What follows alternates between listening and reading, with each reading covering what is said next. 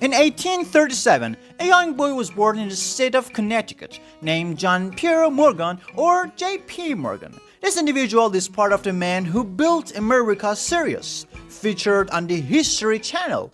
Unlike his counterparts, J.P. Morgan had a distinct upbringing. Born into wealth, his father, Genius Spencer Morgan, a renowned banker, instilled a strong work ethic.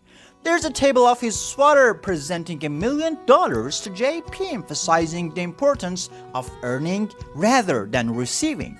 Despite providing an excellent education, JP's childhood was marred by illness, a lung infection, and constant coughing.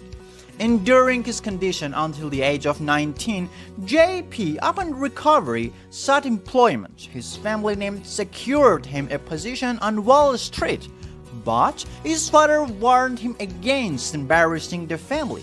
JP seized an opportunity in the Brazilian coffee trade, turning a significant profit for the company. This, however, displeased his father and employer, labeling him too risky. Undeterred, J.P. Morgan left his job, recognizing the aversion to risk. Embarking on his own ventures, J.P. encountered love, marrying Amelia Sturgis. Tragically, she passed away after just 4 months, leading to J.P. to immerse himself in work. As the Civil War unfolded, J.P. avoided military service by paying $300 for a substitute, a common practice among wealthy individuals of that area.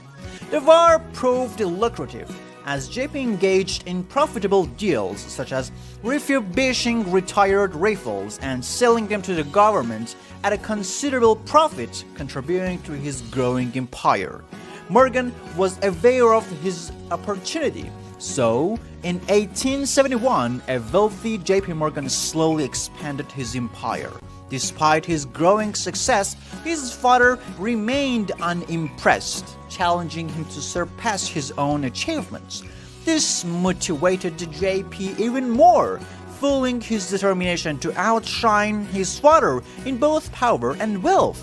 Perhaps privately, his father took pride in his son's efforts, but he never openly acknowledged it. During this period, J.P. Morgan collaborated with another American banker, Anthony Drexel, to establish a new private bank named Drexel Morgan & Co., now known as Chase. In 1871, J.P. Morgan's empire began to soar. At this time, major businesses in the U.S. were mostly monopolized. Rockefeller controlled oil, Carnegie dominated steel, and Vanderbilt held shipping and railroads. Notably, J.P. heavily invested in Cornelius Vanderbilt's empire, seizing control as Vanderbilt's son lacked the same drive and passion. In 1877, after Cornelius Vanderbilt's death, J.P. Morgan's significant investment in railroad history, including the construction of the Pacific Railroad, disrupted the Vanderbilt empire. By 1879, the Vanderbilts no longer monopolized the railroad industry. Although J.P. Morgan became one of the world's wealthiest individuals, his father remained unimpressed, concealing any admiration. J.P. Morgan, insecure about his appearance, often edited his photos due to his perceived unattractiveness. Standing tall at 6.2 or 188 centimeters, his stature played a role in business dealings during an era when physical presence carried weight. Back then, even politicians leveraged their height to influence negotiations. JP's encounter with Thomas Edison led him to invest in Edison Electric Co., contributing to Edison's global fame and the electrification of Manhattan. In summary, J.P. Morgan's strategic investments, collaborations, and influence reshaped industries and contributed to his immense wealth, all while facing the security of his father and managing personal insecurities. As an investor, they opted to rename Edison Electric to General Electric, a name that persists to this day. Upon learning of Carnegie's willingness to sell, J.P. Morgan promptly inquired about the price. Carnegie stated $480 million, and without hesitation, JP Morgan agreed, emphasizing that even if Carnegie had asked for $518 million, he would have still paid for it. This historic transaction led to the renaming of Carnegie Steel to U.S. Steel, the world's first steel company and the first billion-dollar company.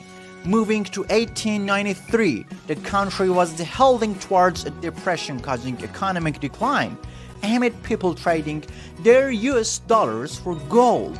Exacerbating the recession, JP Morgan seized the opportunity. In an unprecedented move, he bailed out the US government, preventing a collapse and bankruptcy by purchasing $650 million in gold bonds. JP Morgan became one of the most powerful figures globally. However, this raised concerns about the excessive influence of a banker in the government, sparking opposition. JP Morgan wasn't a sole titan in the empire business, as John D. Rockefeller stood alongside him, dominating various industries across the country. This marked a pivotal moment when the power of bankers and businessmen surpassed that of the government itself, fueling debates about the concentration of power. This video narrates the story of JP Morgan, the final man who played a crucial role in building America.